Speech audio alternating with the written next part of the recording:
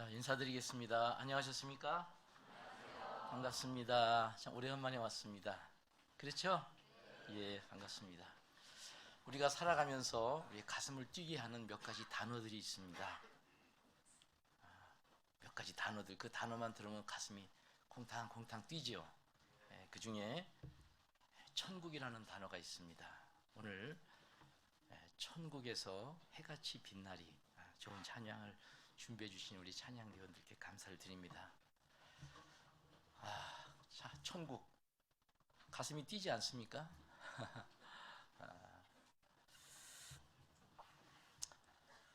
우리 찬양대원들이 하는 찬양이 그냥 노래가 아니라 우리가 말씀을 듣기 전에 우리 일주일 동안 또 세상에서 살면서 잠시 하나님을 떠났고 예수님을 잠시 잊어버렸던 우리의 마음속에 다시 한번 하나님과 예수님의 사랑을 일깨워주는 그런 찬양입니다.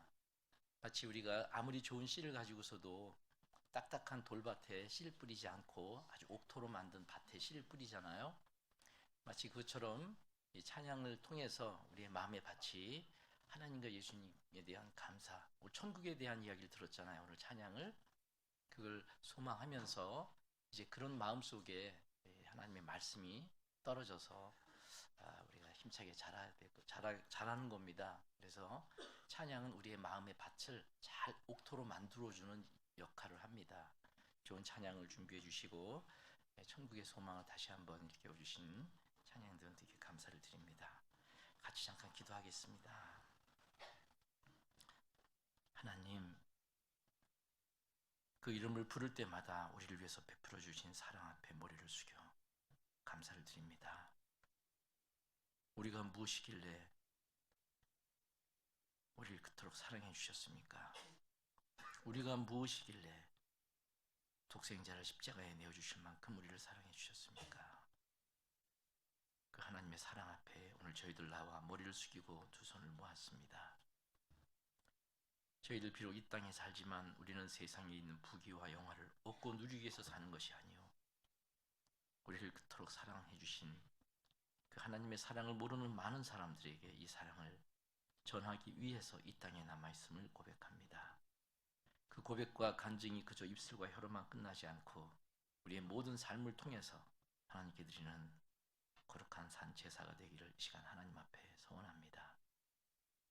우리를 통해서 하나님 그 뜻을 이루시고 하나님의 그토록 원하시는 은혜의 복음이 널리 전파될 수 있도록 우리 각 사람을 귀하게 사용하셔서 하나님의 영광을 위해서 사용되는 귀한 일꾼이 될 수 있도록 도와주시고 함께해 주시옵소서. 함께하지 못한 믿음의 식구들 어느 곳에 있든지 있는 그곳에서도 그들의 마음과 발걸음이 세상을 향해 흘러가지 않도록 붙들어 주시고 있는 그곳에서도 그리스도의 향기를 나타냄으로 인해서 많은 사람들이 주님 앞에 돌아오는 자리가 될 수 있도록 지켜주시옵소서. 오늘도 하나님을 사랑하는 마음들이 함께 모였습니다. 하나님 말씀으로 우리를 교훈하시고 훈계하시고 그게 우리 마음속에 하나님 보시기에 합당치 못한 것들이 있다면 진리의 말씀, 능력의 말씀으로 내어 쫓아주시고 우리를 새롭게 해주시옵소서. 2020년 한 해를 시작하는 이 시간에 저희들 마음을 붙들어 주시고 오직 하나님의 영광과 주님의 몸된 교회를 세우는 일에 더욱 귀하게 사용해 주시옵소서. 주님 오실 날 주님 앞에 부끄럽지 않은 모습으로 주님을 맞이할 수 있도록 저희를 붙들어 주시고 지켜 주시옵소서.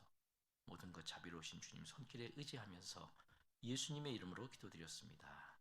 아멘. 로마서 12장 성경을 같이 보겠습니다.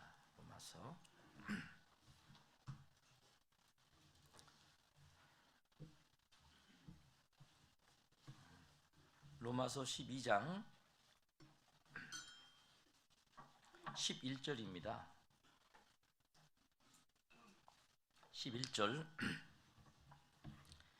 11절 찾으셨으면 우리 같이 한번 읽겠습니다. 부지런하여 게으르지 말고 열심을 품고 주를 섬기라.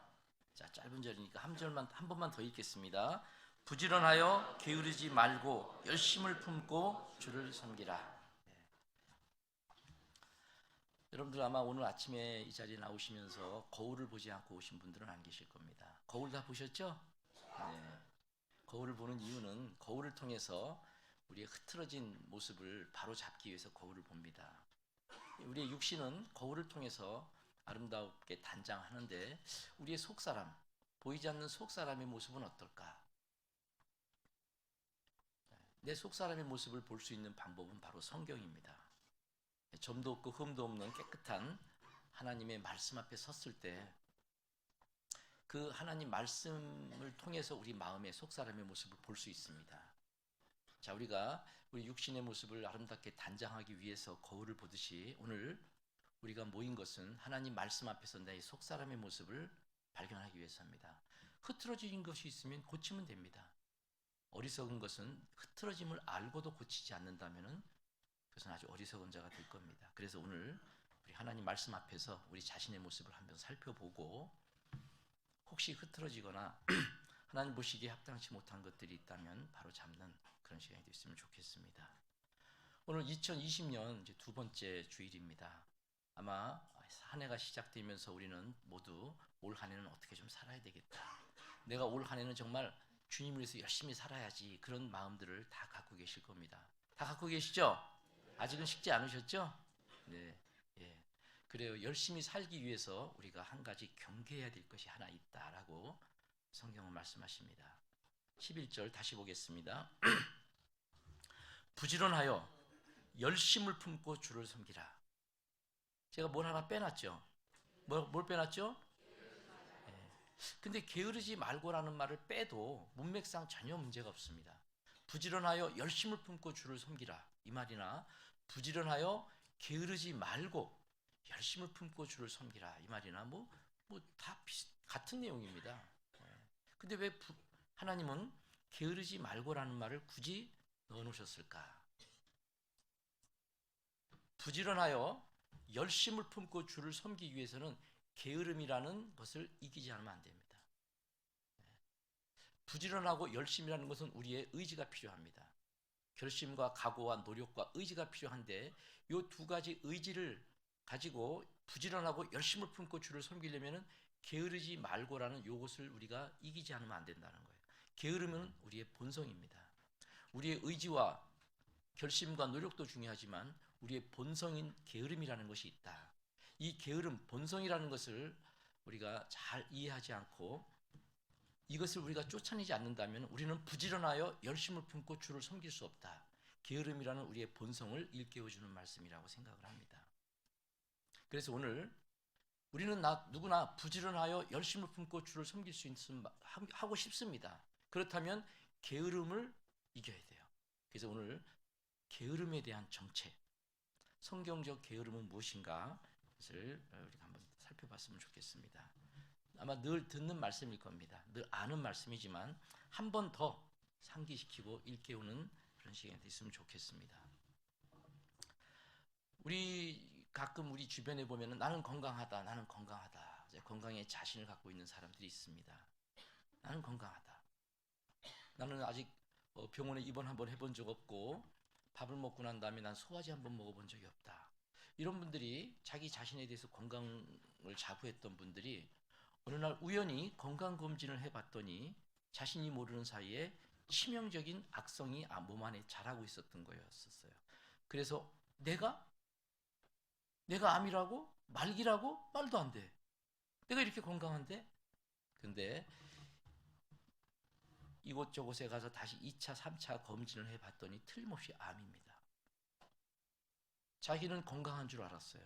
그런데 자기도 모르는 사이에 몸에서 치명적인 병이 자라고 있듯이 우리도 나는 나름대로 신앙생활 건강하게 한다.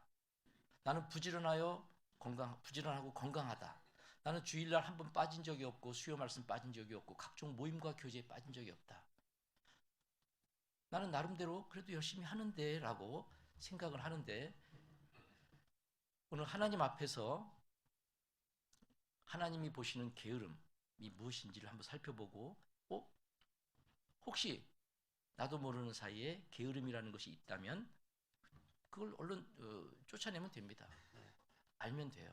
그래서 오늘 그런 마음으로 나의 신앙 검진, 신앙적 건강 검진을 한번 해보겠다라는 마음으로 우리가 말씀 앞에 귀를 기울이는 것이 필요합니다.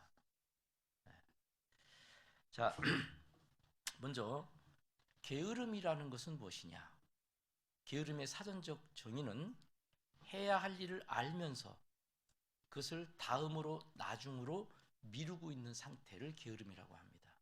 아니, 모르는 것은 어리석음과 미련함이죠. 게으름은 해야 될 일을 알아요. 이거 해야 돼. 그런데 하긴 할 거야. 그런데 다음에 할 거야. 나중에 해야지. 이런 상태를 게으름이라고 그러는 거예요. 우리는 이 땅에 살아있는 이유를 우리가 잘 알고 있습니다. 내가 왜 사는지를 모르는 사람은 아마 아무도 없을 거예요.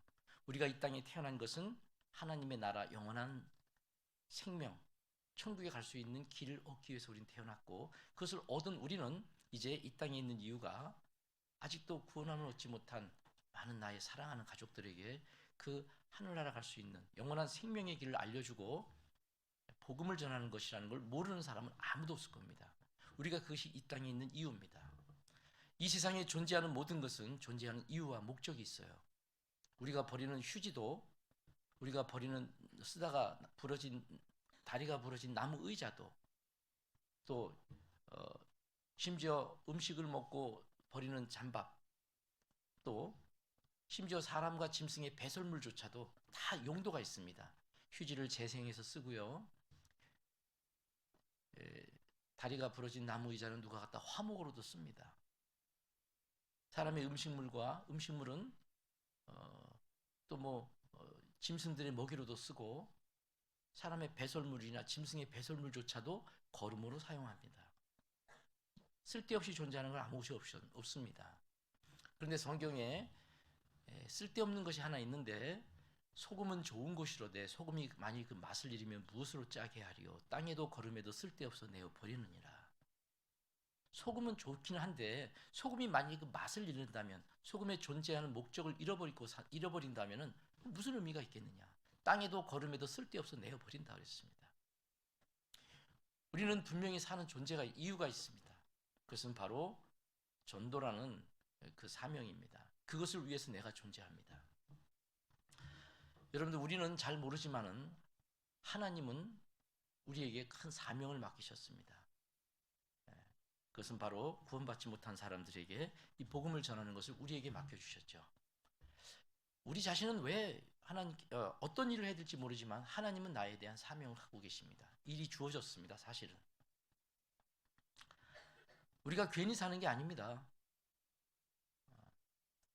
저는 성경적 어떤 견해를 통해서 내가 이 땅에 사는 이유가 분명히 있다라고 저는 믿습니다. 여기 좀 잡아 놓으시고요. 민수기 20장을 한번 보죠.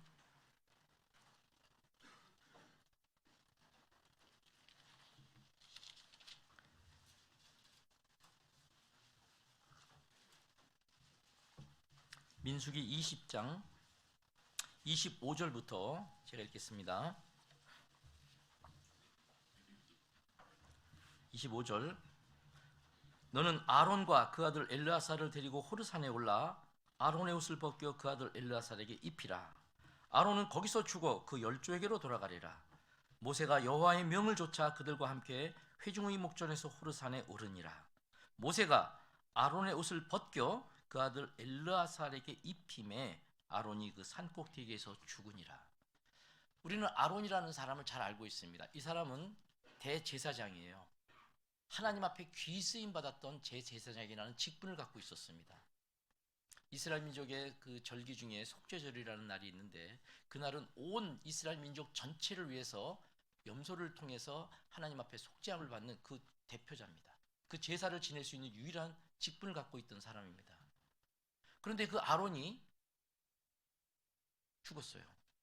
그가 병들어 죽은 것도 아니고 나이 먹어 죽은 것도 아니고 죽었어요. 죽은데 어디서 죽느냐? 하나님이 아론의 옷을 벗으래요. 아론의 옷을 벗겨서 엘르아살에게 딱 입혔습니다. 그것은 옷을 벗었다는 얘기는 그 직분을 끝냈다는 거예요. 아론의 일이 끝났습니다. 이제 아론이 할 일이 끝났잖아요. 그러면 하나님이 아론의 일이 끝났기 때문에 하나님은 아론을 그 자리에서 데려가신 겁니다. 호르산 꼭대기에서 못 내려오고 죽었어요. 못 벗고 죽었잖아요. 바로. 저도 가끔 생각을 해봅니다. 하나님은 우리를 사랑하십니다. 우리는 하나님의 자녀들이라고 합니다. 하나님의 사랑을 깨달은 하나님의 귀한 정말 사랑하는 자녀들이 이 땅, 이 험한 세상에 살고 있습니다. 세상은 수고와 슬픔과 눈물과 한숨과 근심이 연속되는 것이 세상입니다. 이 세상엔 정말 진정한 평강도 기쁨도 안식도 없는 곳입니다. 여기에 하나님의 자녀들이 살고 있어요. 하나님은 왜 나를 안 데려가실까? 저 천국은 의와 평강과 희락이 있는 곳, 아픔과 고통이 없고 슬픔과 눈물이 없는 곳, 죽음이 없는 곳. 왜 나를 그곳에 안 데리고 가시고 이 험한 세상에 그냥 두실까? 하나님 무슨 악취미가 있으셔서 하늘에서 팔짱 끼고 우리가 고통받는 걸 보고 즐기는 분이 아니잖아요. 하나님 우리의 아버지십니다. 그렇다면 그분이 왜 나를 안 데려가실까? 민수기 20장에 우리가 읽었던 내용에 해답이 있습니다. 내가 뭔가 아직 해야 될 일이 있기 때문입니다. 그 일을 끝나면 나를 데려가실 겁니다. 우리들도 마찬가지예요. 하나님은 나를 왜 안 데려가실까? 내가 왜 살까? 나를 통해서 하나님은 뭔가 하시고자 하시는 일이 분명히 있습니다. 그 일을 위해서 하나님은 아직도 나의 삶을 허락하신 겁니다. 그래서 우리는 그 일을 해야 됩니다. 그런데 하긴 할 거야. 그런데 지금은 아니야. 나중에 꼭 할 거야. 이런 생각을 하고 있다면 우리는 우리 자신도 모르는 삶에 이미 게으름이라는 병에 걸려 있는 겁니다. 게으름이라는 병의 증세가 뭐냐? 하긴 할 거야. 그런데 지금 아니고 나중에 꼭 할 거야. 다음에 할 거야.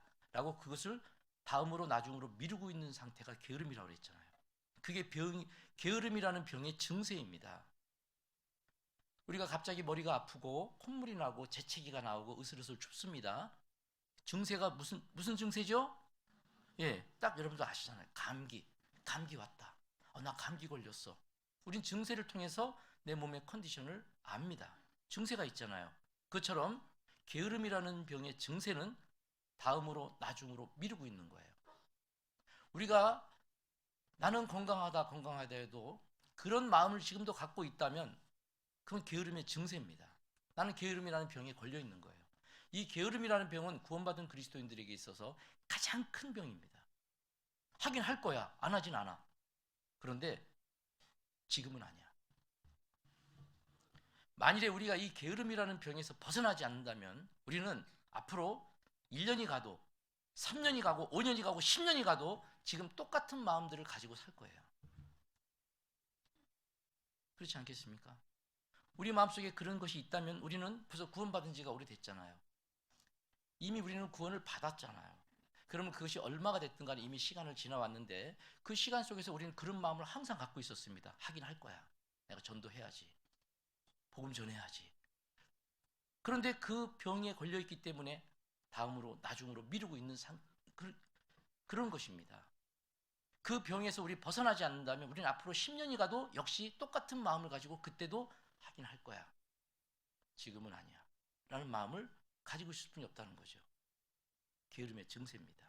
그래서 오늘 하나님 앞에 나는 정말 게으른 사람인가 부지런한 사람인가를 한번 살펴보자는 겁니다. 부지런하여 열심을 품고 주를 섬기기 위해서는 게으름을 이겨야 됩니다. 그래서 오늘 게으름의 정체를 좀 살펴보고자 합니다.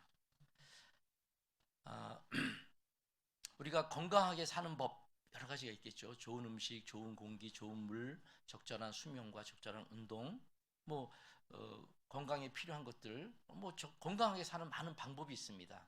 그러나 건강하게 사는 법을 아는 것도 중요하지만 건강을 해치는 것이 무엇인가를 알아서 그것을 멀리하는 것도 건강을 지키는 또 좋은 방법입니다.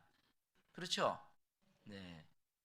저는 운동을 꽤 좋아합니다. 틈만 나서 기회만 된다면 이제 운동을 합니다. 그래서 젊어 보이잖아요. 그죠? 네. 젊어 보입니다. 제가 손주가 5명이라면 다 놀래요. 거봐, 놀래잖아. 예. 제가 이제 60에서 절반 고개를 넘어갔습니다. 또 놀래잖아. 근데 젊잖아요, 그죠? 예, 젊잖아요. 그래서 제가 이렇게 건강하게 사는 것 중에 하나는 건강을 위해서 막 사는 것도 중요하지만 건강을 해치는 것이 무엇인가를 알고 그걸 멀리하는 방법도 참 중요하다. 그래서 우리가 이 게으름에 대한 정체를 아는 것은 아주 중요합니다. 자, 나름대로 우리는 열심히 복음을 전해야 되겠다는 그런 사명을 갖고는 있어요. 복음 전해야 된다. 내가 살아있는 이유는 바로 그 복음을 전하기 위해서다. 예. 그런데 아까도 말씀드렸지만은 계속 말씀드립니다만은 하긴 할 거야. 그런데 지금은 아니야. 아마 마귀는요 우리한테 그럴 겁니다. 너 전도해야지. 그래, 해야 돼. 꼭 해야 돼. 그런데 기회를 봐. 지금은 아닌 것 같아. 봐봐, 너무 바쁘잖아. 그 사람 지금 바위돌 같고, 지금 얘기해봤자 괜히 이거 역효과만 나. 기분 나빠하고 신경질 내면 오히려 더 이건 다 된 밥에 재 뿌릴 수 있어. 좀 기다려. 아마 이렇게 우리에게 속삭일 수 있습니다. 마귀는 고등마귀, 현대판 마귀는 전도해라. 복음 전해라. 그런데 지금은 아니야. 조금 더 기다려봐. 우리는 어쩌면은 그런 생각을 했기 때문에 지금까지 전도 못하고 있는지도 몰라요.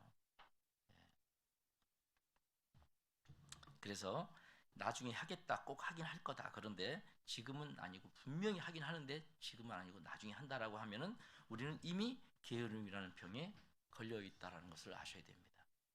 이 병에서 벗어나지 않는다면은 우리는 아무리 시간이 가도 앞으로 3년이, 5년이, 10년이 가도 이 마음을 가지고 늘 그때 하긴 할 거야 하고 살게 될 겁니다.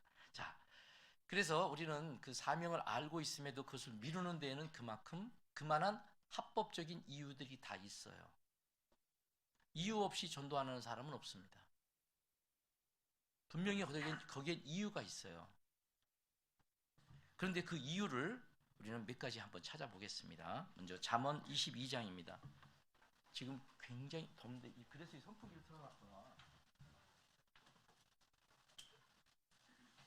선풍기를 왜 틀어놨나 했더니 여기가 더우니까. 예, 잠언 22장 13절입니다. 13절 같이 읽겠습니다. 게으른 자는 말하기를 사자가 밖에 있은즉 내가 나가면 거리에서 찢기겠다 하느니라. 자, 어떤 사람이 밖을 나가야 되는데요. 저 밖에 나가야 돼. 근데 못 나가. 왜 안 나가냐 그랬더니 야, 내가 나가고 싶지 않아서 안 나가는 게 아니고 나가고 싶은데 나가면 저 밖에 사자가 지금 으르렁거려. 오, 사자가 으르렁거리는데 가면 내가 찢겨. 난 죽어. 그래서 못 나가. 자, 이 사람은 합법적인 이유가 있어요. 합법적인 이유가 있습니다. 그런데 하나님은 이 사람에게 게으른 자는 말하기를 이렇게 하잖아요. 합법적인 이유가 있는데 이 사람은 게으르다고 그래요. 이렇게 나가면은 난 죽을지도 몰라라는 두려움이 있어요. 두려워서 자기가 나가야 되는데 나가지 못하는 두려움이 있기 때문에 내가 해야 될 일을 하지 못하는 사람에게 하나님은 게으른 자는 말하기를 이렇게 얘기합니다. 여러분들 사자가 있으면 무섭겠죠? 그죠? 네. 자, 사자 무서워요, 안 무서워요? 다시 한번 묻겠습니다. 사자 무서워요, 안 무서워요? 아, 그래요. 저는 사자가 안 무섭던데요. 여러분들 사자 앞에 서봤어요? 여러분들은 지금 생각을 하고 있는 거예요. 사자 앞에 서보셨어요? 저는 사자 앞에 서봤어요. 어디서? 동물원에서요. 왜 웃으세요? 내가 웃기지 않는데 웃으면 나를 우습게 보는 거예요. 도대체 사자 앞에 서봤어요. 동물원에 가서. 나는 진지하게 얘기를 하는데. 여러분들 사자 앞에 서 보셨어요? 어디서요? 무섭던가요? 왜 안 무섭죠? 예. 우리는 사자라는 대상은 무서운 대상이라는 생각을 이미 하고 있습니다. 여러분들 다 그렇게 하고 있어요. 저는 사자 하나도 안 무서워요. 제가 사자를 본 것은 TV에서 동물원에서입니다. TV에서 사자가 으앙하고 할 때 나는 무서워서 도망가지 않았습니다. 동물원의 사자 앞에 서서 나는 도망가지 않았습니다. 왜? 난 아직 사자를 직접 만나보지 않고, 여러분들은 사자를 무서운 대상이라고 지금 생각하고 있습니다. 사자는 무섭지만은 우리는 사자를 어디서 만나는가가 더 중요합니다. 자, 이 컵은 예수 그리스도입니다. 이 컵은 예수님입니다. 우리가 구원받기 전에 우리는 컵 바깥에 있었어요. 그리스도 바깥에. 우리 구원은 밖에 있던 우리를 그리스도 안으로 옮겨진 상태입니다. 여러분들 다 그리스도 안에 들어와 있어요. 저와 여러분들은 어디 있다고요? 저와 여러분들은 어디 있습니까? 예수 그리스도라는 그 안에 내가 지금 보호받고 있습니다. 내가 보호받고 있어요. 왜 우리는 동물원에 가서 사자가 으르렁거리는데 거기서 두려워하지 않을까? 바로 사자를 보호하는 철창이 있습니다. 우린 철창을 믿어요. 가끔 TV를 보면은 아프리카 같은 데서 이제 사파리 여행을 하는 걸 합니다.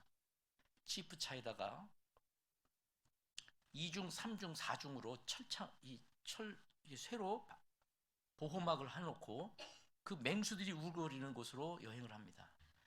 사자들이나 호랑이가 다가와서 밖에서 으앙하고 입을 벌리면 그 안에서 사진을 찍습니다. 여러분들, 사자와 호랑이가 아무리 으앙그래도 그 안에서 사진 찍는 것은 무엇을 믿기 때문에 그렇습니까? 네? 쇠로 만든 2중, 3중 겹으로 만든 보호막이 있습니다. 그것을 믿기 때문에 우리는 그 앞에서 사진을 찍어요. 사람들은. 저와 여러분들은 어디 있다고요? 어디 있습니까? 예수 그리스도 안에 있어요. 이 세상에 그 누구도 그리스도를 통과해서 나한테 오지 못합니다. 근데 우리는 이 안에서 무서워하고 있는 거예요. 왜 무서워합니까? 저와 여러분들이 지금 어디서 보호받고 있습니까? 그리스도 안에. 내가 그리스도 안에 있다라고 하는 사실을 우리가 잊어버리고 무서움, 두려움 때문에 내가 해야 될 일을 못하고 있는 거예요. 여러분들, 사자가 무섭습니까? 하나님이 무섭습니까? 그런데 우리는 하나님이 나를 보호하신다는 생각을 잊어버렸기 때문에 두려워하는 거예요.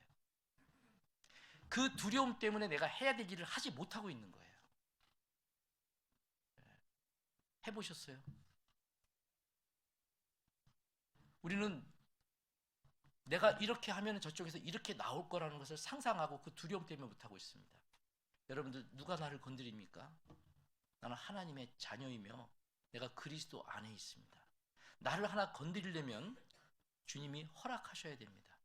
좋다, 쳐라! 그렇지 않으면 나 못 칩니다. 내 머리카락 하나 못 건드립니다. 하늘에 나는 새 한 마리도 하나님의 허락 없이는 땅에 떨어지지 않는다는 걸 우리는 알고 있습니다. 그럼에도 불구하고 내가 살고 죽고 나에게 오는 모든 것들을 우리는 우연이라고 생각하는데 우연 아닙니다. 우리는 그리스도 안에 있다는 사실을 잊어버렸습니다. 네. 여러분들, 누가 나를 하나 건드리려면 허락해야 돼요. 사탄은 욥을 건드리고 싶었잖아요. 그러나 하나님의 허락 없이는 욥의 머리카락 하나를 못 건드렸습니다. 욥을 치고 싶었지만 하나님이 그래 쳐라, 여기까지만 쳐라. 사탄은 거기까지만 욥을 건드렸습니다. 1차적으로 욥에 있는 모든 것들을 뺏어갔습니다. 욥이 하나님을 원망할 줄 알았는데 원망하지 않았습니다. 에이, 사단이 그러죠. 에이, 하나님 욥을 자신을 치면 아마 원망할걸요. 그래? 그럼 너 생명을 건드리지 말고 몸 한번 쳐봐라. 하나님의 허락한 가운데 사단은 욥을 쳤습니다. 누가 욥을 건드립니까? 그 욥의 고난을 허락하신 하나님은 나에게도 동일한 하나님이십니다. 우리는 두려워하는 거예요. 이 두려움 때문에 우리가 할 일을 하지 못합니다. 하나님은 이 인생을 두려움 가운데 우리를 주셨습니다. 우리가 사는 세상 자체가 이미 두려움 가운데 사는 거예요. 시편 57편을 보겠습니다.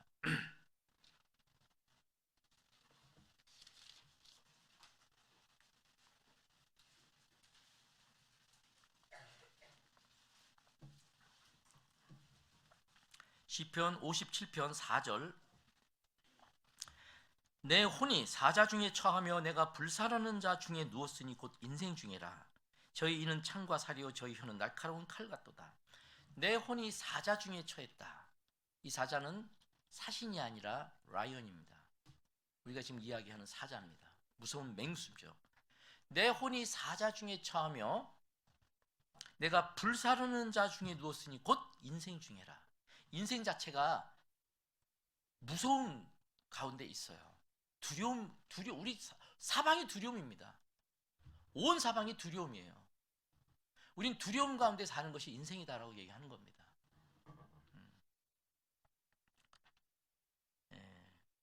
예수님께서도 제자들을 전도하러 보낼 때에 내가 양을 이리 가운데 보냄과 같도다 그랬잖아요. 내가 양을 이리 가운데 보낸 것 같다. 이 세상은 이리 같은 세상이에요. 사자가 으르렁거리는 세상입니다. 그 세상에 우리가 살고 있어요. 사실 모든 것들이 두려움 아닙니까? 우리가 이런 건물, 지금 여기가 11층인데요. 건물이 무너질 수도 있어요. 우리가 다리를 건너갈 때 다리가 뚝 끊어질 수도 있잖아요. 잠을 자고 있는데 지붕이 무너질 수도 있잖아요. 우리는 두려움이라는 것 가운데 인생이 삽니다. 내 혼이 사자 중에 처하며 내가 불사르는 자 중에 누웠으니 곧 인생 중이라.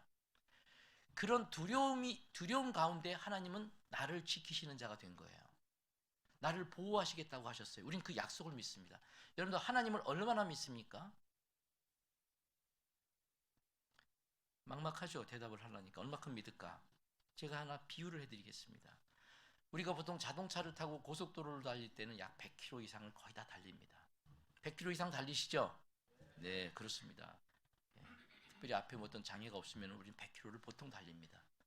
그런데 100km를 달리는 이유는 100km를 달리다가 우리가 브레이크를 밟지 않고 부딪히게 되면 아무리 에어백이 있어도 즉사입니다. 에어백 믿지 마세요. 에어백이 있어도 100km 달리다가 그냥 부딪히면 어떤 불치와 그냥 부딪히면 죽습니다. 에어백 죽습니다. 네. 자, 그런데도 우리는 100km를 달리면서 두려움 없이 다닙니다. 이것이 만일에 무슨 일만 생기면 나는 죽습니다. 그런데 우리는 죽음의 공포가 없이 찬송을 부르면서 다닙니다. 우리가 믿는 구석이 하나 있어요. 뭐죠? 브레이크입니다. 여러분들 브레이크 하나에 내 생명을 걸고 다니는 거예요. 한번 여러분들 자신이 한번 물어보세요. 내가 하나님을 브레이크만큼 믿고 있나? 여러분들 생명을 정말 하나님 앞에 진짜 걸고 다니나? 내가 죽는 것도 하나님 뜻이고 사는 것도 하나님 뜻이다. 하나님이 나를 데려가시면 가고 허락하시면 난 있는다. 나는 하나님을 브레이크 하나보다도 더 믿고 있습니까? 놀랍게도 하나님을 브레이크만큼도 못 믿고 사는 우리 그리스도인들이 많다는 겁니다. 여러분들 우리가 정말 100km를 달리면서 이거 이러다가 부딪히면 난 죽어 벌벌벌 떨고 다니는 사람은 없어요. 그런데 하나님한테 내 인생을 맡기면 혹시 죽을지 모른다라고 떠는 사람은 많다는 겁니다. 그러면서 우리는 하나님을 믿는다고 그래요. 우리가 이 집에서 지금 이렇게 안전하게 설교를 듣고 안전하게 있는 것은 이 집을 믿는 거예요. 하나님을 이 집만큼 믿습니까? 하나님을 이 집만큼 믿으세요? 우리 자신이 한번 반문을 해보면은 이 집만큼, 건물만큼, 또 내 자동차의 브레이크만큼도 하나님을 못 믿고 걱정 근심하고 사는 사람이 많다는 겁니다. 하나님을 내가 사람이 만든 브레이크만도 못 믿는다. 이건 참 정말 슬픈 일입니다. 우리는 왜 두려워해야 돼? 왜 두렵습니까? 하나님이 나를 지키시고 보호하시겠다는 약속이 얼마나 많습니까? 두려워 마라, 겁내지 마라, 놀라지 마라. 나는 너희 하나님이라. 내가 너를 보호하리라, 지켜주리라. 얼마나 많은 약속이 있어요. 그럼에도 불구하고 우리는 그 약속을 못 믿기 때문에 두려워합니다. 두려워서 내가 해야 될 일을 하지 못하고 있는 거예요. 게으른 자는 말하기를 밖에 사자가 있은즉 내가 나가면 거리에서 치기겠다 하느니라. 두려움 때문에 내가 해야 될 일을 지금 나중으로 다음으로 미루고 있다는 겁니다. 여러분, 두려움은 그리스도인들이 해야 될 일 중에 가장 큰 병입니다. 적입니다. 두려움을 극복하지 않으면 안 돼요. 그래서 성경에 하나님은 두려워 마라, 겁내지 마라, 그런 말을 얼마나 많이 해놨습니까? 제가 이 두려움에 대한 얘기를 좀 찾아보려고 하다가 제가 얼마나 많은지, 장장마다 두려워하지 마라, 두려워하지 마라, 겁내지 마라, 하나님이 그렇게 말씀하는데도 우리는 두려워하고 있는 거예요. 겁내고 있는 거예요. 그래서 내가 해야 될 일을 못하고 있는 거예요. 그런 사람에게 하나님은 게으른 자요 말씀하시는 겁니다. 왜? 해야 될 일을 못하고 있잖아요. 안 하잖아요. 누가 내 머리카락 하나 못 건드립니다. 우리가 성경에 보면은 바울을 40여 명의 사람들이 죽이려고 했잖아요. 내가 바울을 죽이기 전에는 먹지도 않고 마시지도 않겠다고 맹약한 자가 40여 명이더라. 사도행전 13장에 바울을 죽이려고 자객들이 길에서 기다렸습니다. 나오기만 해봐라, 죽인다. 그런데 그들은 바울의 머리카락 하나를 못 건드렸습니다. 왜? 바울이 싸움을 잘해서? 아니죠. 바울은, 그들이 40여 명이 바울을 죽이려고 기다렸지만 하나님은 470명이라는 군사로 바울을 포위해서, 호위해서 로마까지 데려갔습니다. 여러분들 왜 그렇죠? 하나님은 바울이 해야 될 일을 이미 작정해 놓으셨잖아요. 사도행전 13장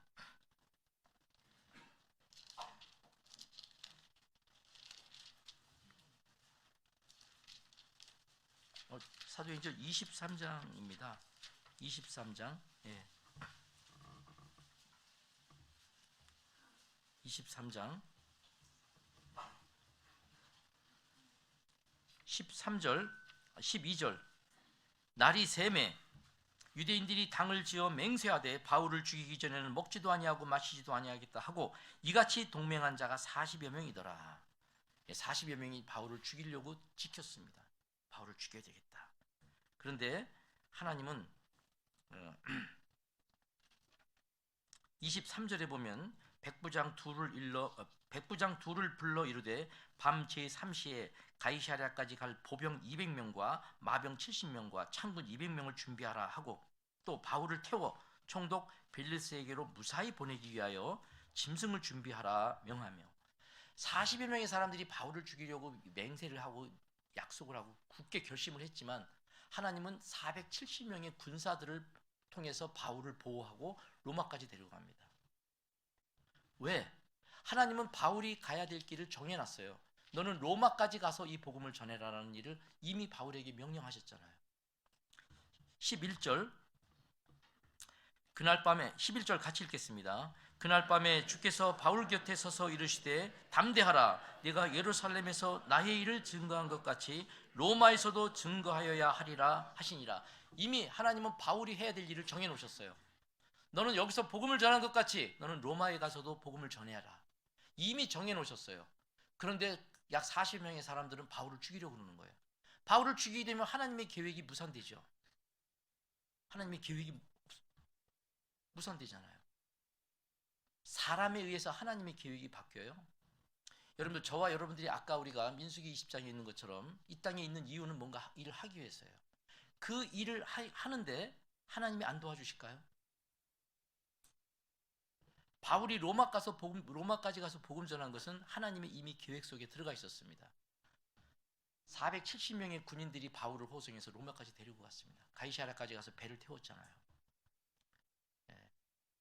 하나님께서 굳게 하신 것을 사람이 곧게 할 수 없습니다. 나를 향한 하나님의 계획이 있다면 그것을 이루기까지 나를 지키실 겁니다. 그 일이 끝나면 나를 데려가실 거예요.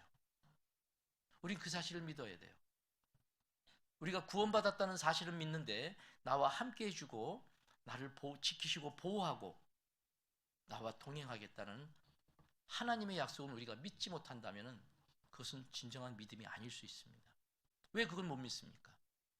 예수님께서 십자가에서 내 죄를 대신 갚아주시고 오직 주님의 십자가를 의지하고 믿음으로써 나는 천국에 갈 수 있다는 믿음은 100% 당당한데 이 삶 속에서 나를 지키시고 보호하겠다는 그 약속은 우리가 믿지 못하는 거예요. 여러분들, 왜 우리는 하나님 우리를 두려움 가운데 두셨을까요? 두려움 가운데에서 내가 그리스도를 나타낼 수가 있는 거예요. 두려움이 없다면, 어려움이 없고 고난이 없다면, 아픔이 없다면, 죽음이 없다면 우리는 그리스도를 나타낼 수가 없어요. 우리를 통해서 그리스도를 전하고 싶잖아요. 제가 다른 교회에 있을 때 고등학교 2학년 여학생이 구원을 받았습니다. 자기 친구를 따라와서 어느 날 방학 때 말씀을 듣고 구원을 받았는데, 이 학생은 지금 고등학교 2학년입니다. 한참 공부를 해야 될 나이입니다. 너무 구원을 받고 좋아서 신앙생활을 열심히 했습니다. 집에서 부모들은 걱정을 했죠. 부모님은 물론 믿지 않는 분이죠. 애가 자꾸 교회를 나가고 늦게 오고 일요일 날도 일찍 일어나서 교회 가고, 부모는 이제 걱정이 된 거예요. 야, 너 지금 교회 다닐 때냐? 교회 너 대학 들어가고 난 다음에 얼마든지 다녀. 지금은 안 돼. 부모가 만류를 했습니다. 그러나 이 학생은 그 부모의 만류보다는 너무 교제가 좋고 말씀이 좋으니까 교회 생활을 열심히 했습니다. 참 열심히 했어요. 그리고 이 학생은 교회 소식에 전도 집회가 있을 때마다, 성경 강연회가 있을 때마다 교회 소식을 보고 부모한테 얘기했습니다. 부모는 처음에는 뭐 몇 번 다니다 그만두려니 했는데, 애가 점점 신앙 쪽으로 애가 이렇게 치우치는 것을 부모가 느꼈습니다. 그래서 이제는 걱정을 하고, 때로는 나무라고 책망을 하고, 이제는 안 돼, 교회 나가지 마, 이렇게까지 이제 됐습니다. 그런데 이 아이는 계속 부모한테 얘기를 한 거예요. 부모는 만류를 했는데도 자꾸 이야기를 하니까, 너 나가지 말라고 했는데 왜 자꾸 나가? 한 번만 더 나가봐. 그리고 나한테 그런 말 하지 마. 이제 아빠가 화가 났습니다. 한 번만 더 그런 얘기하고 너 교회 나가는 거 나한테 봤다가는 넌 가만 안 놔도 아빠 말 들어. 자, 그런데도 이 아이는 계속해서 교회 생활을 했습니다. 어느 날 교회 소식에 또 전도 집회가 계획되어 있던 걸 소식을 받습니다.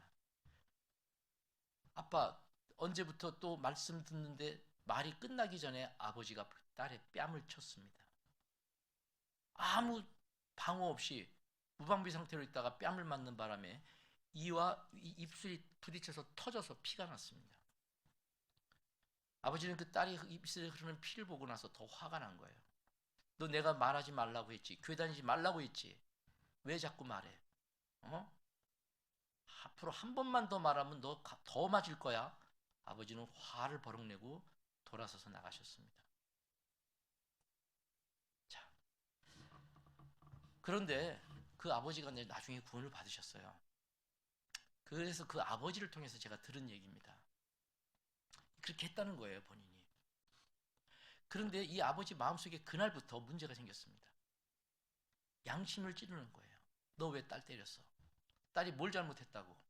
걔가 뭘 잘못했어? 너 좋은데 천국 가라고 한 거 아니야?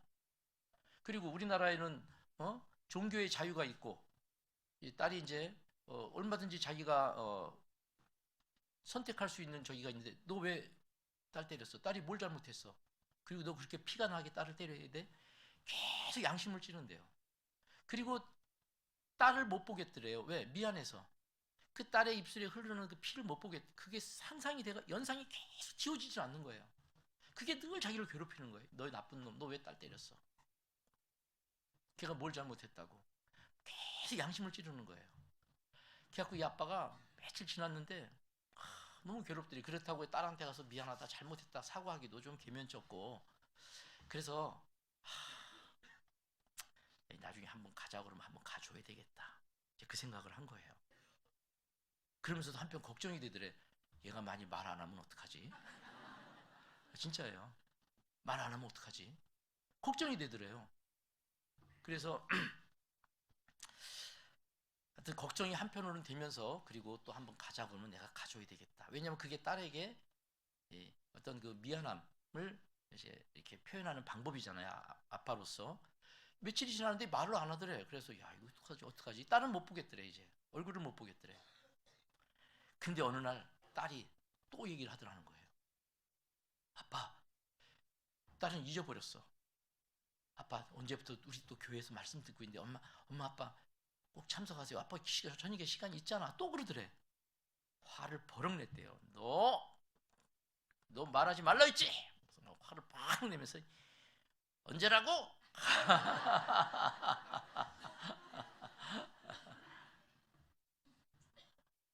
아빠 언제부터예요? 어휴, 알았어. 화를 내면서 약속을 했대요. 알았어. 그리고 이분이 말씀 듣고 구원 받으셨어요. 그분은 딸의 뺨을 때려야만 구원받을 뿐이었습니다. 딸의 입에서 나오는 피를 봐야만 구원받을 뿐이었습니다. 저는 그렇게 생각해요. 하나님이 그걸 허락하셨습니다. 딸의 뺨을 허락하신 거예요. 여러분들 그냥 때릴 수 있다고 생각하세요? 성경에도 보면은 그런 어려움 가운데 그런 어떤 죽음을 벗어났을 때 그 주변 사람들에게 하나님의 사람이라는 것을 증거할 수 있는 것들이 여러 번 나옵니다. 다니엘은 실질적으로 사자굴 속에 던져졌잖아요. 다니엘서 6장을 보겠습니다.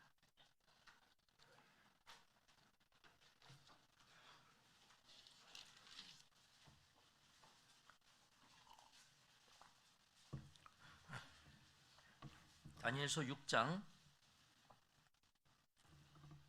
22절입니다. 나의 하나님이 이미 그 천사를 보내어 사자들의 입을 봉하셨으므로 사자들이 나를 상인치 아니하셨사오니. 자, 다니엘이 모함을 받고 오해를 받고 이제 사자굴 속에 던져졌습니다. 그 굶주린 사자였습니다. 그 뒤에 이제 그 굶주린 사자에 대한 표현이 나옵니다. 배가 고파서 정말 굶주린 사자인데 그 굴 속에 다니엘이 들어갔어요. 하룻밤을 지났습니다. 그런데 다니엘이 끄떡없이 나왔잖아요. 다니엘이 사자와 겨룬 것이 아닙니다. 다니엘이 사자와 싸운 것이 아니에요. 하나님이 천사들을 보내서 사자의 입을 딱 봉해놨습니다. 꼼짝 마. 아마 사자가 강아지처럼 얌전히 앉아 있었을 겁니다. 하나님이 하셨죠. 자, 다니엘은 이 사자굴 속에, 이 죽음이잖아요. 이 사자굴 속에서 보호받았고 이것을 통해서 그 메대왕 다리오라는 왕은 하나님을 찬양합니다. 이 다니엘이 사자굴 속에 들어간 걸 통해서 다리오는 다니엘의 하나님을 찬양합니다. 25절 이에 다리오 왕이 온 땅에 있는 모든 백성과 나라들과 각 방언하는 자들에게 조서를 내려 가로되 원컨대 많은 평강이 너희에 있을지어다. 내가 이제 조서를 내리노라. 내 나라 관할 아래에 있는 사람들은 다 다니엘의 하나님 앞에서 떨며 두려워할지니 그는 사신을 하나님이시오 영원히 변치 않으실 자시며 그 나라는 망하지 아니할 것이요 그 권세는 무궁할 것이며 그는 구원도 하시며 건전하게도 하시며 하늘에서든지 땅에서든지 이적과 기사를 행하시는 자로서 다니엘을 구원하여 사자의 입에서 벗어나게 하셨음이라 하였더라. 다니엘이 사자굴 속에 들어 갔다가 죽음이잖아요. 사자굴 속에 들어갔다 나오는 걸 통해서 그 다리오 왕은 다니엘의 하나님을 찬양합니다. 만일에 다니엘이 사자굴 속에 들어가지 않았다면 이 다리오 왕은 하나님을 이렇게 찬양하지 못했을 거예요. 어쩌면 하나님은 우리가 그 절망 가운데 두려움 가운데 우리를 방치하고 그 가운데에서 하나님을 의지하고 꿋꿋하게 승리하는 모습을 통해서 주변 사람들에게 그리스도를 하나님을 나타내시는 것이 하나님의 방법이다라고 생각을 합니다. 다니엘의 세 친구는 어떻습니까? 다니엘의 세 친구는 불 속에 들어갔잖아요. 불 속에 던져졌습니다. 죽음이잖아요. 풀무불 속에 들어갔어요. 그런데 풀무 속에 들어갔는데 그들이 타 죽지 않고 살아서 나왔습니다. 그때 바벨론 왕 느부갓네살은 너희를 내 손에서 건질 신이 어느 신이 너희를 내 손에서 건질 수 있겠느냐? 누가 능히 너희를 내 손에서 건질 수 있겠느냐라고 큰 소리 쳤던 느부갓네살이 그 다니엘의 세 친구의 불 속에서 나오는 것을 통해서 하나님을 찬양합니다. 다니엘서 3장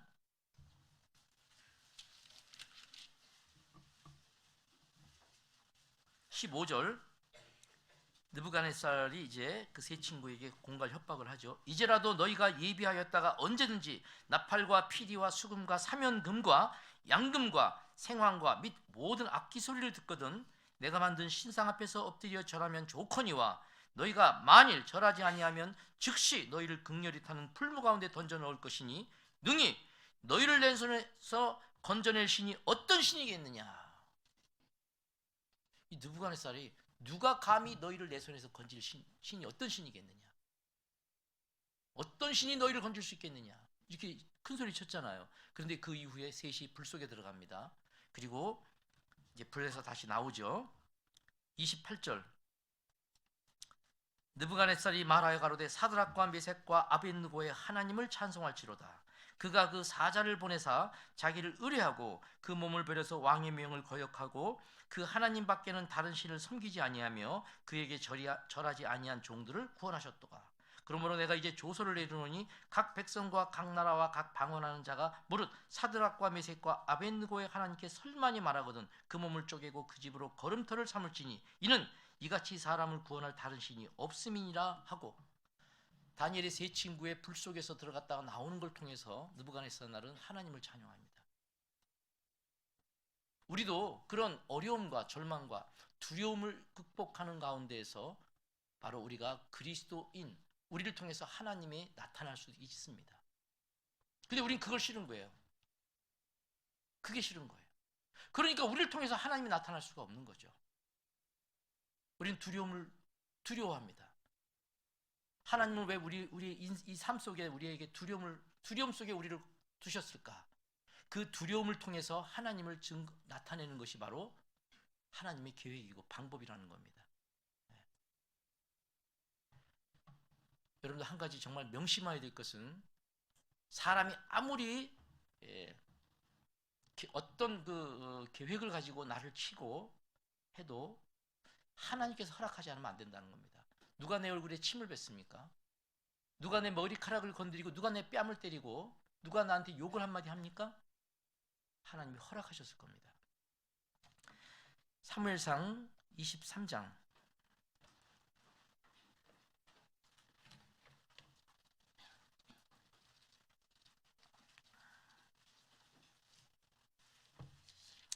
자, 사울이 다윗을 찾으러 다녔죠. 다윗을 죽이려고 그랬습니다.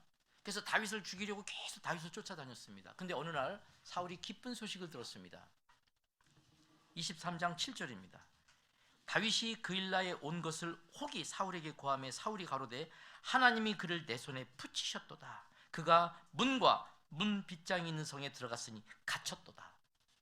어느 날 사울이 다윗이 그일라에 있다는 얘기를 듣고 옳지 됐다. 드디어 때가 왔다. 다윗 너 죽었다. 문과 문 빗장이 있는 성에 들어갔도다. 우리말로 하면은 독 안에 든 쥐다. 독 안에 쥐가 빠졌습니다. 못 나오죠? 사울은 지금 다윗 너 죽었다. 넌 독 안에 든 쥐다.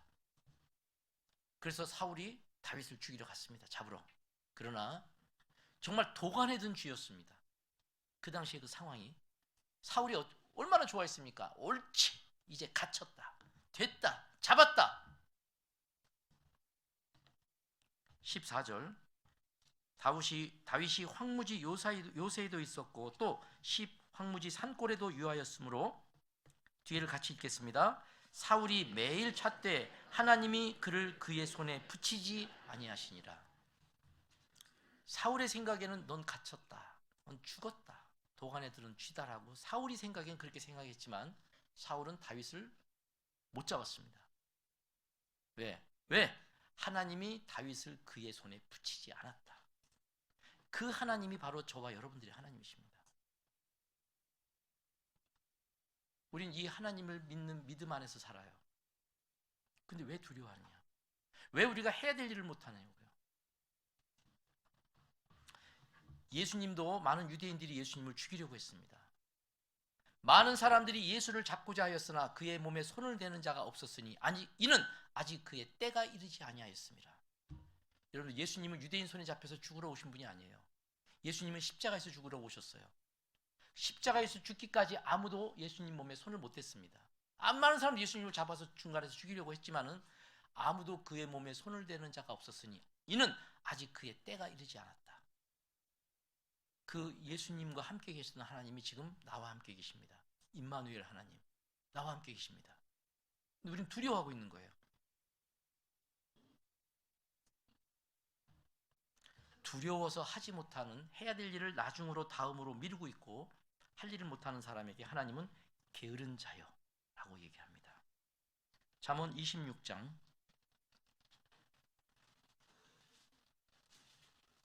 여러분들 마음속에 혹시 전도 집회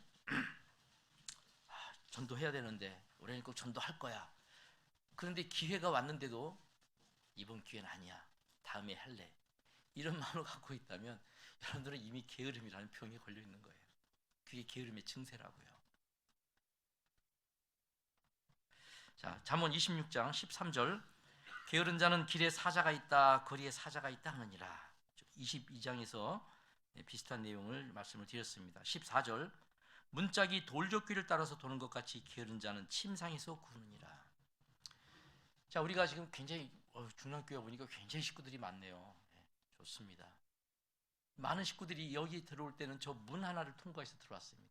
문은 우리가 들어오고 나가면서 계속 열렸다 닫혔다 열렸다 닫혔다 계속 쉬지 않고 계속 움직였습니다. 계속 움직이는데도 움직이긴 계속 움직이는데 그 자리를 못 떠납니다. 그 자리에 항상 있어요. 움직이긴 계속 움직이는데 그 자리를 못 떠나요. 문짝이 돌조끼를 따라서 도는 것 같이. 왜냐하면 그 위에하고 밑에 이렇게 위에 고정시키는 게 있잖아요. 그 돌조끼, 그 구멍 뚫린 것을 돌조끼라고 그러는데 문은 계속 움직이는데 그 돌조끼를 못 따는다. 그것처럼 게으른 자는 침상에서 구우느니라. 게으른 자의 행동 반경은 침상을 벗어나지 못한다는 뜻이에요. 침상이 뭐예요? 잠자리잖아요. 잠자리에서는 집을 몇 채씩 지었다 부셨다 한다며요. 예? 올해부터 정말 내가 말씀 읽어야지, 기도해야지, 뭐 봉사해야지, 교제 빠지지 않아야지. 생각은 해. 생각은 하는데 실천하지 못해요. 그 자리에요. 생각만 해. 생각. 내일부터 내일부터 진짜 전도 집회 있어요. 그죠? 네, 교회에서 오실 분이니까 내일부터 전도 집회가 있습니다. 내일부터 전도 집회가 있습니다. 내일부터 전도 집회 있구나. 누구 전도해야지. 누구 해야지. 생각은 해. 참석해야지. 생각은 해. 그런데 행동으로 못 옮겨. 제가 참 안타까운 것은 새해가 되면은 제 각종 모임이 있잖아요. 그 모임에 이제 새해를 각오 다짐하면서 올해는 꼭 누구 전도하고 싶습니다. 올해 누구 전도하고 싶습니다. 막 얘기해. 그런데 이 기도 부탁이 12월까지 가. 항상 가면 그분은 그 얘기만 해. 우리 부모님 전도해야죠. 그러면 전도해야지 하고 기도하고 가서 전해야 되는데 맨날 기도 부탁만 해. 1년 내내. 게으른 자는 침상에서 구르니라. 여러분들 믿음은 행함과 함께 일해야 됩니다. 믿음이 행함과 함께 일하고 행함으로 믿음이 온전케 되는 겁니다. 믿음이 있는데 행함이 없어. 항상 생각은 해. 근데 전도를 못해요. 움직이질 않아. 왜 그렇게 됐을까? 우리가 전도해야 된다는 것은 이미 알아요. 다 알고 있는데 왜 안 될까?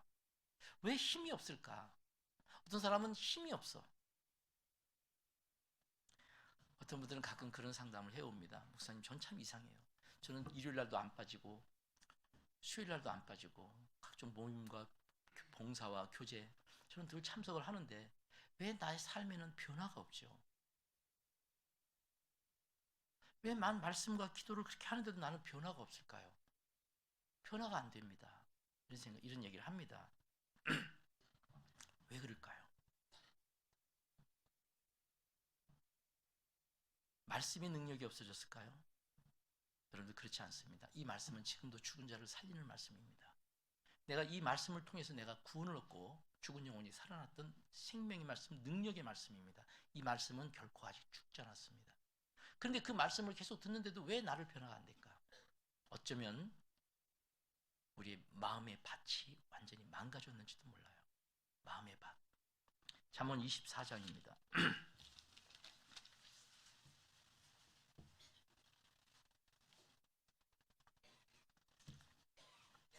30절. 내가 증왕에 게으른 자의 밭과 지혜 없는 자의 포도원을 지나며 본즉 가시덤불이 퍼졌으며 거친 풀이 지면에 덮여있고 돌담이 무너졌으므로 내가 보고 생각이 깊었고 내가 보고 훈계를 받았었노라.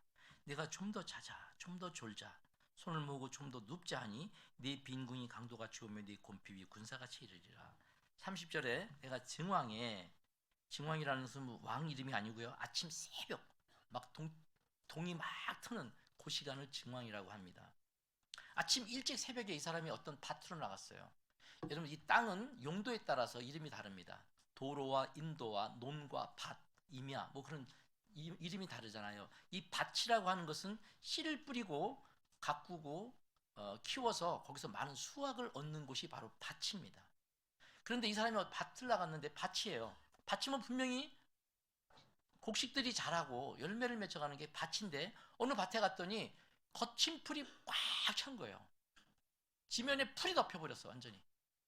어떤 우리가 가끔 가끔 요즘에도 밭에 가면은 어느 밭은 주인이 가꾸지 않아 갖고 옆에 밭에서는 다 잘 자라고 있는데 곡식들이 어느 밭에서는 막 풀들이 우리 키만큼 막 풀들이 막 자라고 막 폐허가 된 밭이 있어요. 이거 좋은 밭인데 왜 이렇게 됐을까? 아마 이 사람이 그런 밭을 본 것 같아요.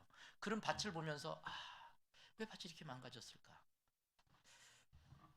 성경에 이 밭을 사람의 마음으로 비유한 곳이 많이 있습니다. 그래서 씨는 하나님의 말씀이잖아요.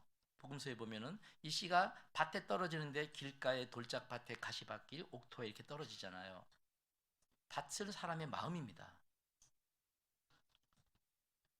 오늘도 여러분들의 마음은 이 밭과 같습니다. 어떤 밭이냐? 여러분들이 정말 이런 경우가 있죠. 오늘 말씀 정말 너무 좋았다. 너무 감사가 됐다. 이런 사람은 그 마음의 밭이 좋았던 밭이에요. 그런데 그렇지 뭐 다 말씀이. 이 밭은 어쩌면 이렇게 망가진 밭일 수도 있어요. 왜? 똑같은 말씀이 떨어졌는데도 불구하고 우리 마음속에 은혜가 다릅니다. 자, 어쨌든 이 밭을 우리 마음으로 비유한다면 이 사람의 마음은 거친 풀이 덮였고 지면에 풀이 꽉 찼고 돌담이 물었습니다. 쉽게 말해서 망가진 밭이에요. 여러분 우리 마음의 밭을 한번 보세요. 밭의 모습이 어떤가? 우리의 밭이 가장 하나님 보시기에 아름다웠을 때가 옥토일 때가 언제냐? 정말 가장 옥토 언제냐? 바로 주님을 처음 만났을 때 겁니다. 그때 예수님의 십자가의 그 은혜를 처음 발견했던 그때 우리의 마음의 밭은 정말 하나님 보시기에 옥토였을 겁니다. 그렇기 때문에 그때 우리가 얼마나 전도 많이 했어요. 여러분들 우리가 전도 뭐 조금 질과 양의 그런 차이는 있을지 몰라도 그때 우리가 처음 구원받고 나서 정말 전도하고 싶은 마음이 제일 많았잖아요. 그렇죠? 저 구원받을 때도 오라는 데 없어도 갈 때가 많았어요. 그때는 이제 비디오 테이프잖아요. 7개씩 이렇게. 비디오 테이프를 사서 오라는 데 없어도 갈 때가 많았습니다.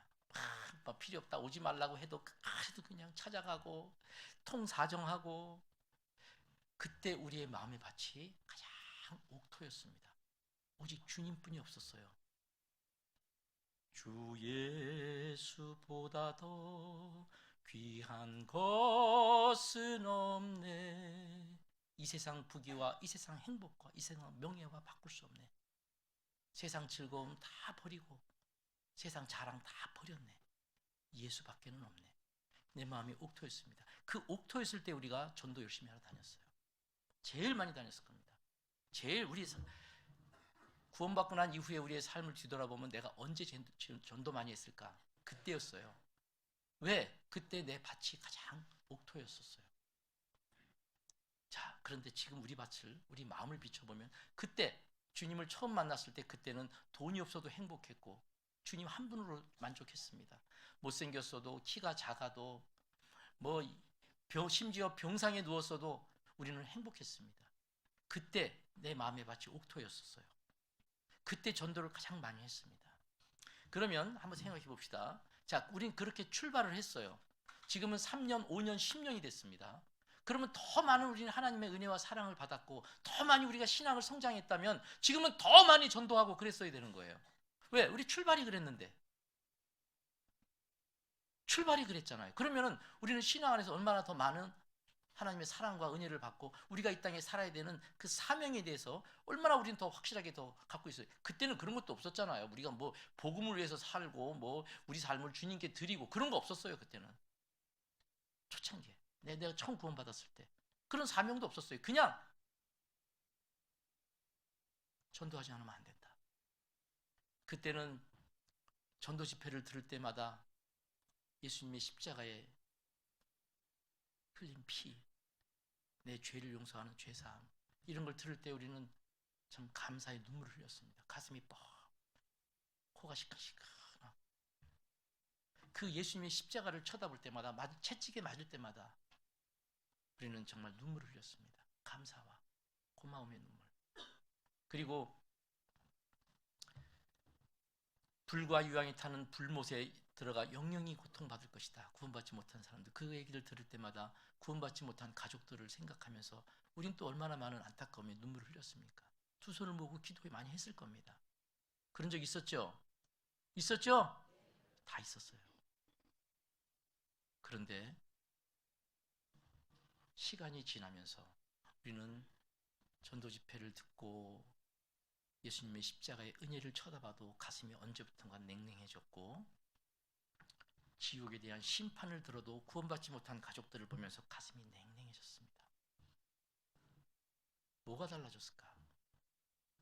우리 밭이 망가지지 않았을까? 우리 마음의 밭이 망가졌는지도 몰라요. 그때 세상 것 다 버리고 오직 주님의 십자가 하나만 딱 있던 이 마음의 밭에 시간이 가면서 내가 그렇게 십자가 밑에서 집어 던지고 버렸던 그것들을 어쩌면 하나하나 주섬주섬 가져다가 내 마음의 밭을 꽉 채우고 있는지 모릅니다.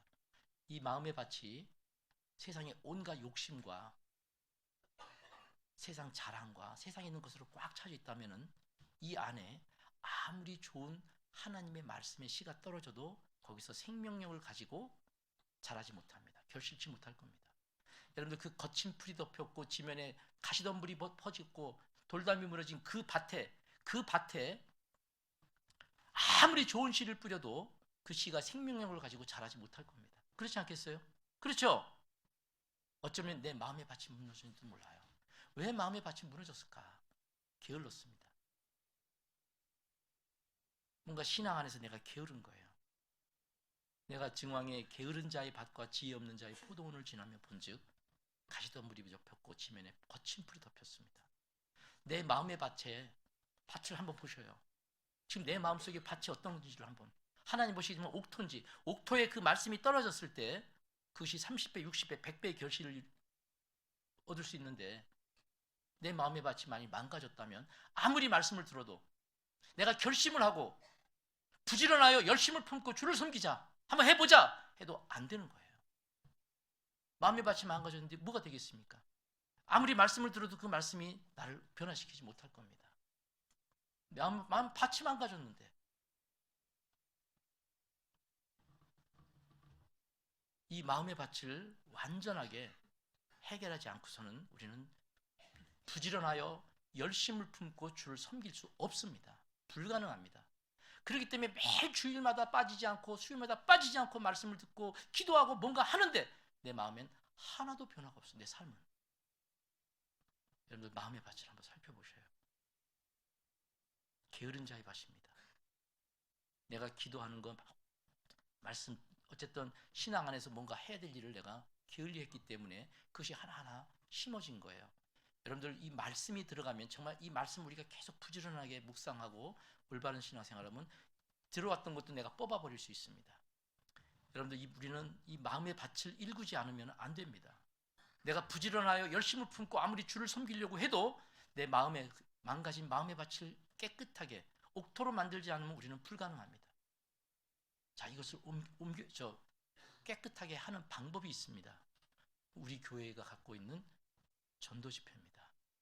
전도 집회는 새로 말씀을 듣고 구원받기 위해서 듣는 것이 아니라, 물론 그런 사람에게도 전도 집회 말씀이 필요하죠. 그러나 먼저 구원받은 우리에게도 우리의 마음의 밭을 다시 첫사랑으로 회복하는, 주님을 처음 만났던 그 시간으로 내 마음을 돌이킬 수 있는 가장 좋은 방법이 전도 집회입니다. 전도 집회를 통해서 살아계신 하나님, 그리고 하나님의 그 놀라운 능력과, 그리고 하나님 앞에 내가 얼마나 철저한 죄인이라는 것, 그 나 같은 죄인을 위해서 하나님께서 베풀어 주신 그 놀라운 은혜. 왜냐하면 신앙생활은 그 은혜부터 시작이잖아요. 마음의 밭이 망가진 상태로 여러분들 주일 말씀 아무리 들어도 소용없습니다. 그 밭을 우리는 새롭게 해야 됩니다. 첫사랑을 회복해야 됩니다. 첫사랑, 주님을 처음 만났던 그 시간, 그 시간을 우리 회복하지 않는다면 우리는 부지런하여 열심을 품고 결코 주를 섬길 수 없습니다. 그 시간으로 돌아가고 싶지 않으세요? 그 주님을 처음 만났던 그 시간, 내가 주를 처음 만났을 때, 주님을 처음 만났던 그 시간, 그 장소, 그 마음, 전도 집회입니다. 저는 이제 교회에 있다 보니까 주일날, 수요일날 이렇게 기회 되는 대로 말씀을 이렇게 들으러 오시는 분들이 많이 계시잖아요. 그런데 가만히 살펴보면은 주일날 아무리 빠지지 않고 말씀을 들어도 그분이 여러 가지 사정에 의해서 전도 집회 말씀을 듣지 못하면 그분의 신앙이 항상 그 자리예요. 그래서 죽지 않을 정도로만 그냥 살아있을 정도, 살아있는 거예요. 죽지 않을 정도로. 그런데 전도 집회 말씀을 빠지지 않고 계속 듣는 사람들은요, 그 신앙이 쭉 성장하는 걸 봅니다. 우리 교회에 우리가 왜 바로 신앙은 하나님의 사랑, 그 은혜와 감사가 그 동력이잖아요. 원동력이잖아요. 신앙생활의 원동력은 하나님의 은혜예요. 전도 집회는 하나님의 은혜를 가장 많이 받을 수 있는, 다시 한번 회복할 수 있는 회복의 기회입니다. 다음 주부터 전도 집회네요. 어떤 분은 그래요. 야, 전도 집회 새해 첫 꼭두부터 전도 집회냐? 아휴, 지겹다. 올해는 또 얼마나 많은 집회를 또 할까? 야, 맨날 똑같은 말씀. 예, 그런 분들 계신데 저는 조금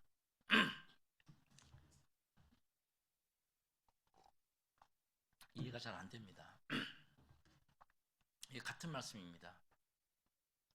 같아요. 근데 전도 집회에 우리가 중점 내용이 뭐죠?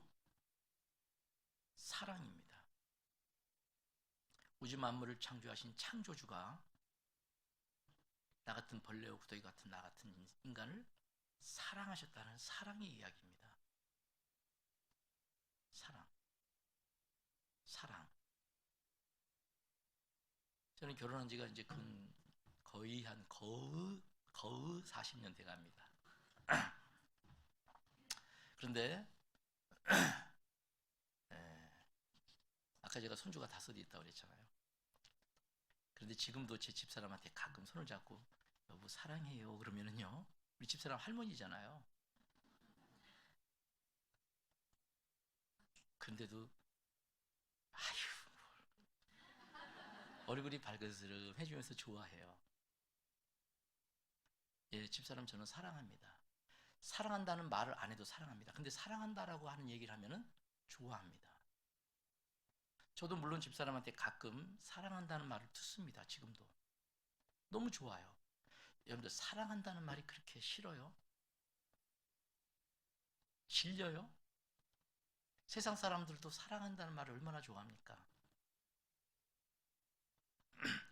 이런 노래 있잖아요. 찬송이 아니라 10,000번 들어봐도 기분 좋은 말 뭐죠? 사랑해. 10,000번 들어봐도 기분 좋은 말이래. 2절은 뭔지 아세요?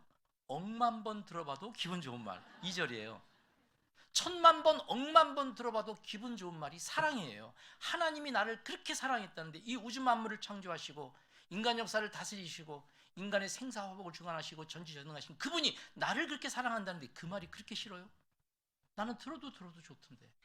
지금도 저는 전도 집회를 많이 합니다. 또 많이 듣습니다. 그래도 나는 주님의 그 십자가의 은혜가 나타날 때 보면 코가 찡해요. 가슴이 콩탕콩탕 뛰고, 지금도 그렇습니다. 난 그 사랑이 너무 감사하고 고마워요. 듣고 싶어요. 근데 사랑이 그렇게 싫어요? 여러분들 그런 분은 꼭 전도 집회 말씀을 다시 들으셔야 돼요. 왜? 마음의 밭이 완전히 망가져 있는 거예요.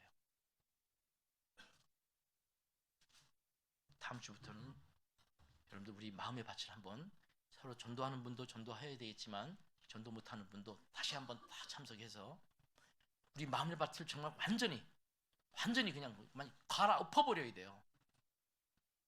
옥토로 만들어있는 오직 예수님의 십자가의 사랑 하나 딱 가지고 그래야지만 우리는 새해를 부지런하여 열심을 품고 주를 섬겨갈 수 있을 겁니다. 내 의지와 결심으로 우리는 신앙생활을 못합니다. 오직 하나님의 은혜로 합니다. 아셨죠? 네. 그리고 게으른 자를 하나만 더 보겠습니다. 잠언 12장입니다.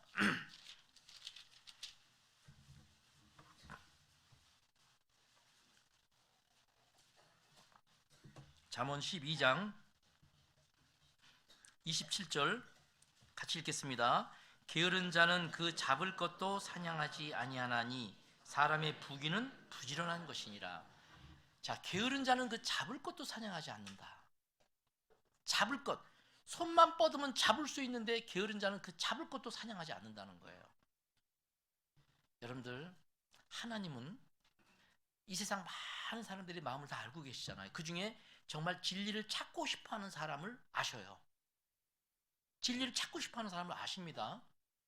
그러면 그 찾고 싶어하는 사람이 진리를 어떻게 발견할까? 진리를 알고 있는 사람을 만나게 해주신다고 저는 믿습니다.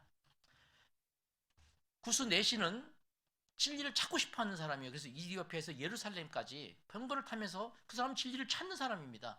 그 사람을 위해서 하나님은 빌립을 만나게 해주셨어요. 빌립. 사도행전 10장에 고넬료라고 하는 사람, 그는 경건하여 백성을 많이 구제하고 하나님께 항상 기도하고 정말 그런 경건한 사람이었습니다. 하나님께 늘 기도하는 사람이에요. 근데 그가 구원을 못 받았잖아요. 그래서 하나님은 그를 불쌍히 여겨서 베드로를 만나게 해주시잖아요. 사도행전 18장에 아볼로라고 하는 사람, 어려서부터 학문이 많고 성경에 능한 자입니다. 그가 예수에 대한 것을 가르치나 요한의 세례만 알 따름이라. 구원을 못 받았어요. 아볼로. 그를 하나님은 브리스가와 아굴라를 만나게 해주셨어요. 여러분들, 하나님을 찾고 있는 사람, 진리를 알고 싶어하는 사람은 진리를 아는 사람을 만나게 해주십니다. 그렇다면 여러분들이 알고 있는 누군가가 지금 내 앞에 지나가는, 내가 잘 알고 있는 사람들, 우리 아파트 경비 아저씨가 될지도 모릅니다. 우리 아이들 선생님이 될 수도 있습니다. 내 사무실에 같이 일하는 직장 동료들일 수도 있습니다. 그 수많은 사람 중에 왜 그 사람을 내 파트너로, 내 같은 공간에서 늘 만나게 해줬을까? 어쩌면 그분들 중에 진리를 찾고 있는 사람이 있을 수 있다는 겁니다. 게으른 자는 그 잡을 것도 사냥하지 않는다. 그 사람을 하나님께서 보내주셨을 수도 있어요. 그런데 나는 입을 다물고 있는 거예요.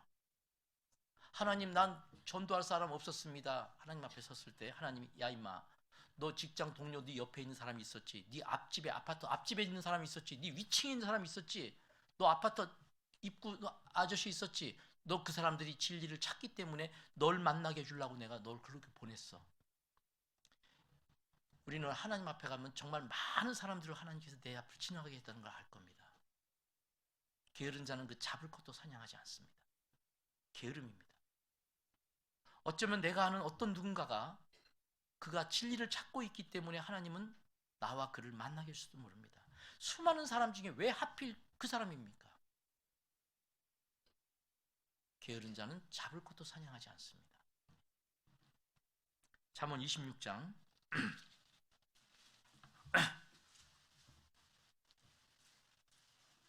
15절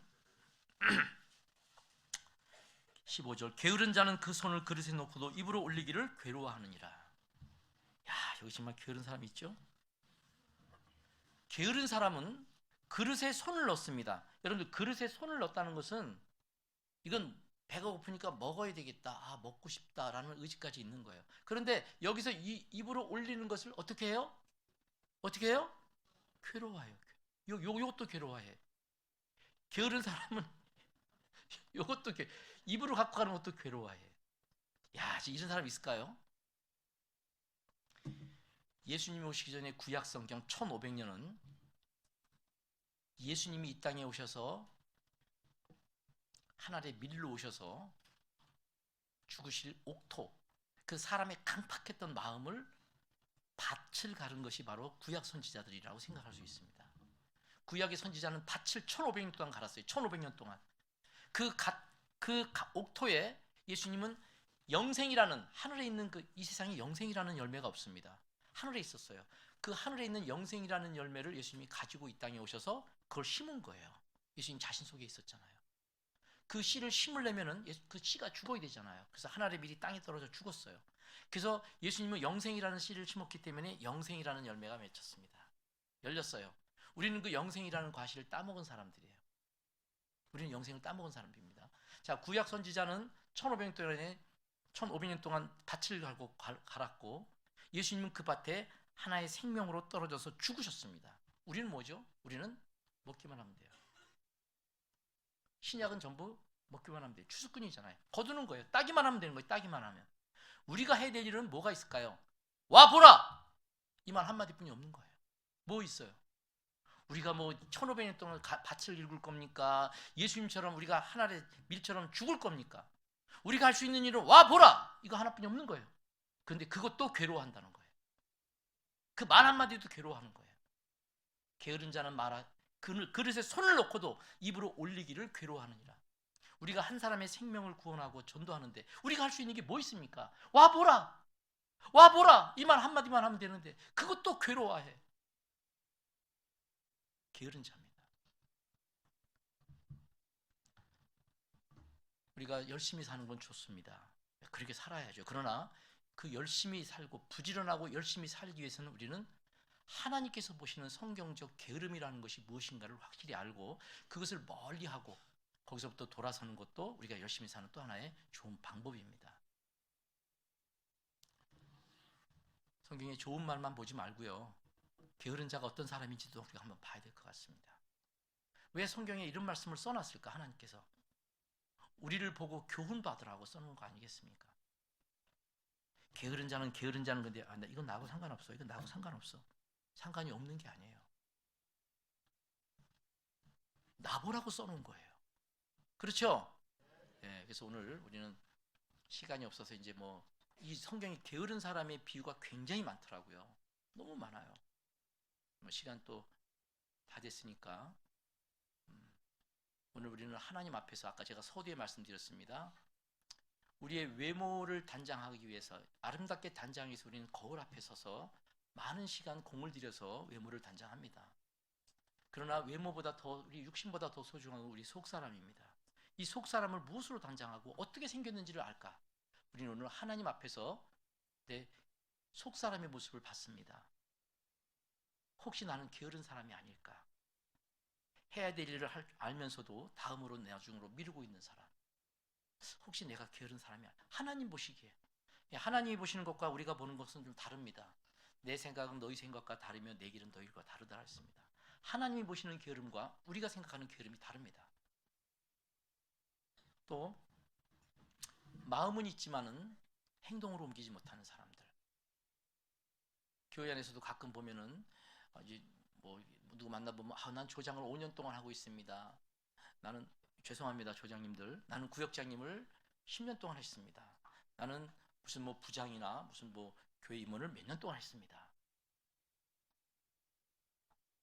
그러면 해가 바뀔수록 점점 더 성숙한 그리스도인의 모습으로 사실은 봉사를 해야 됩니다. 그런데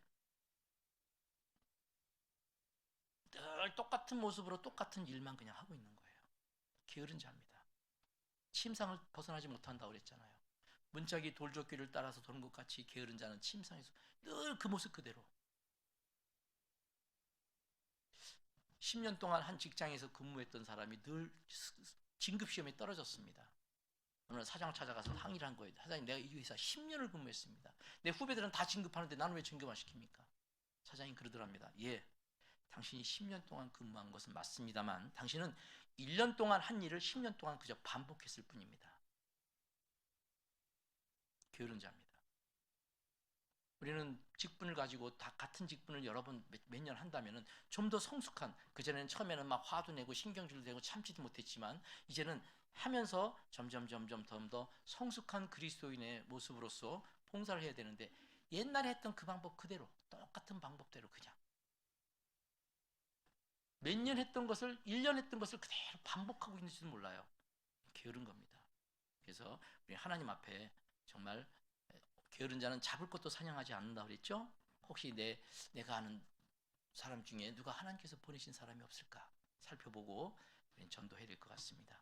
내일부터 전도 집회입니다. 전도 집회에 참석해야 되겠죠? 네? 예, 우리 마음의 밭을 한번 완전히 뒤엎어서 옥토로 만들 수 있는 주님을 처음 만났던 첫사랑을 회복하는 좋은 기회가 됐으면 좋겠습니다. 기도하시겠습니다. 하나님, 오늘도 말씀으로 우리의 마음을 비춰볼 수 있도록 도와주시는 일을 감사드립니다. 오늘 하나님 말씀 앞에서 우리 자신을 비춰보았습니다. 게으른 자의 비유를 여러 가지로 오늘 살펴보았습니다. 혹여 우리 마음속에 하나님 보시기에 합당치 못한 게으름이 있다면 오늘 그 진리의 말씀 앞에서 우리를 더욱 새롭게 해주시옵소서. 2020년 시작하는 즈음에 더욱 부지런하여 게으르지 말고 열심을 품고 주를 섬길 수 있도록 우리를 다스려 주시옵소서. 오늘 말씀으로 우리를 더욱 깨끗게 해주시고 말씀을 통해서 게으름이라는 병에서 벗어나서 더욱더 주님을 위해서 열심히 살아가는 우리 중랑교회 형제자매님 될 수 있도록 도와주시고 우리를 통해서 하나님 영광을 드러내 주시옵소서. 우리 각 사람을 하나님의 뜻 가운데 사용하시고 우리를 통해서 많은 사람들이 주님 앞에 나오는 축복의 통로로 우리를 더 귀하게 사용해 주시옵소서. 우리의 나머지 모든 삶을 전능하신 하나님의 은혜의 손길에 의지하면서 예수님의 이름으로 기도드렸습니다. 아멘.